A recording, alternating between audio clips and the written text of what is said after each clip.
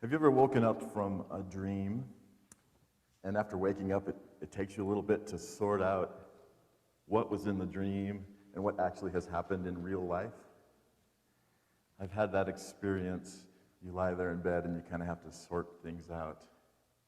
I've even had where later on in the day, I'm feeling this feeling of sadness, and then I realize, oh, I'm feeling sad because of what I dreamed, not because of what actually happened. And I have to remind myself, okay, you don't need to feel sad. It was only a dream. I'd like to tell you about a movie that has to do with those kind of dreams. It came out in 2016.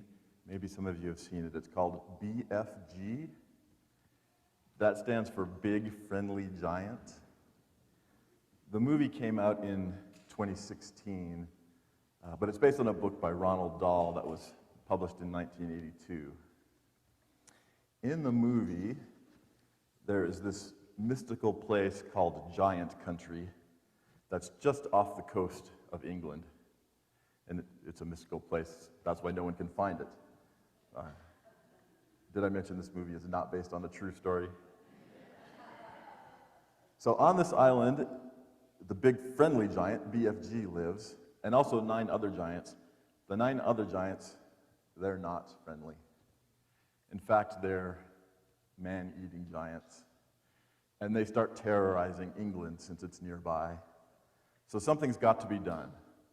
So BFG, and he has a friend who's a girl named Sophie, they come up with a plan.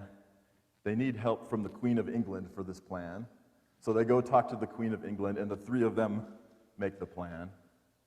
Well, for the plan to work, BFG, oh, and I forgot to tell you, BFG has this ability that no one else has. BFG can catch dreams and store them in a jar, and then later on, BFG can send those into someone's sleep, and they will have that dream. So that's important to the plan. They come up with this plan where the Queen of England will send in the military to capture the 9 man-eating giants. But to do that, they need to wake up and be distracted. So BFG captures a dream that he will send into their sleep so that when they wake up, they'll be so distracted that they're not able to fight back against the British military. And so the plan, at the end of the movie, it works. I'll tell you about the dream in a minute, but they wake up so distracted that these big Chinook helicopters come in, capture the 9 giants, and fly them off to this remote island where they'll never hurt anyone ever again. So what was the dream that they all woke up from? Well, in the movie, we don't get to see the dream, but we see the jar. And on the side of the jar is the name of the dream. And the dream says, "Look at what you has done, and there be no forgiveness." That's giant grammar. It's not, they have their own grammar, but that's the way BFG writes it on the jar. Look at what you has done, and there be no forgiveness. Having that dream, the giants wake up with so much remorse and guilt that they're unable to fight back against the British military. If I think about times in my life when I especially think I was hearing that message, one thing I think about is when I was a new parent, and especially with my first son, I didn't know what I was doing. I read some books about parenting, but I didn't really know what I was doing. And other people, when you're a new parent, they like to give you advice, don't they? And they're trying to be helpful. And they're trying to give you advice to help out. But what I would hear, you're not doing it right. I would hear, look at what you has done, and there be no forgiveness. Or I think about times at work when I was overwhelmed, had too much to do, and just then your boss comes to you and gives you more work to do, and tells you you're doing something wrong at work. That hits you like a ton of bricks, right? Your boss is maybe even trying to be helpful, but instead, sometimes I would hear, look at what you has done, and there be no forgiveness. I I think also television and radio and social media, advertising. I think I hear that message too. You're not getting enough exercise. Look at what you has done. You're not having enough fun at parties with your friends and drinking beer. You need to do that more often. Look at what you has done. You're not eating the right foods. Look at what you has done. I hear that message sometimes from our media. Look at what you has done, and there be no forgiveness. Of course, on a more serious note, if you are struggling with guilt over something you've done in the past, you may also be hearing that message. Look at what you has done, and there be no forgiveness. Fortunately, no matter what you're going through, the New Testament has a different message for us. Thankfully for us, the New Testament says, look at what Jesus has done, you are forgiven. The world may be pointing its finger at you and saying, look at what you has done, and there be no forgiveness. But thankfully, the New Testament says, look at what Jesus has done, you are forgiven. And today's gospel lesson we just heard is part of that New Testament message. Today's gospel lesson teaches that God forgives our debts no matter how large. Today's gospel lesson is a parable about a king who has slaves. Some of those slaves owe the king money. That's not surprising.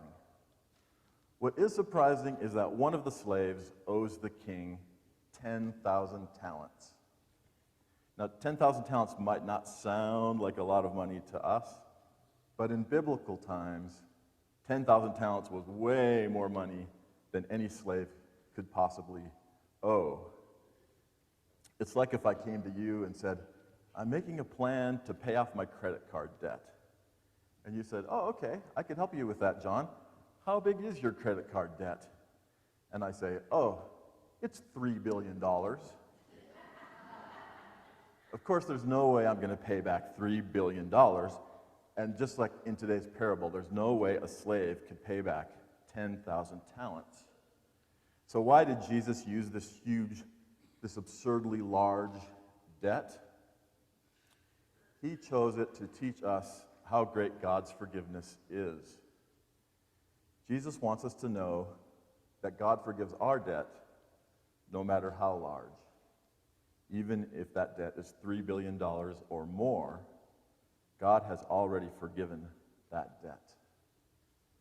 So that's the first act of the parable. Then we come to the second act. Unfortunately, it's not a good look for the slave, is it? After just having his absurdly large debt completely forgiven, what does the slave do next? He turns to a fellow slave who owes him 100 denarii. Now, 100 denarii was not a small amount for a slave in biblical times, but it was a manageable amount. It's like if I told you my credit card debt was $5,000. We could come up with a plan to pay that off. But the ungrateful slave doesn't care about that. He doesn't care about his fellow slave. He only cares about the debt that he is owed. He grabs the fellow slave by the neck and has him thrown into prison. So that brings us to the third act of today's parable. The king finds out what this ungrateful slave has done and calls him back into his presence.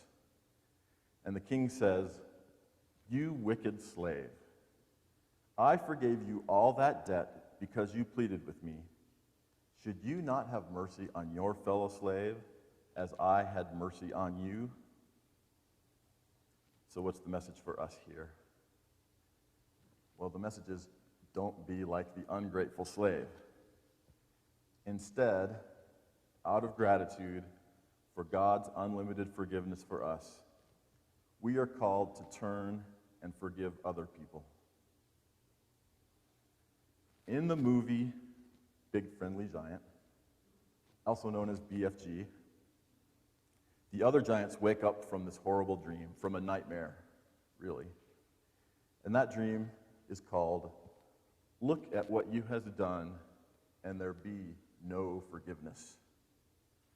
We may be hearing the world say to us, "Look at what you has done, and there be no forgiveness." But regardless of what you are going through, the New Testament has a different message for us. The New Testament says, "Look at what Jesus has done, you are forgiven." So knowing about God's ridiculous, huge, unlimited forgiveness for us, we are called to be grateful servants. Knowing that God has already forgiven us, what do? We go out into the world and forgive someone else. Amen.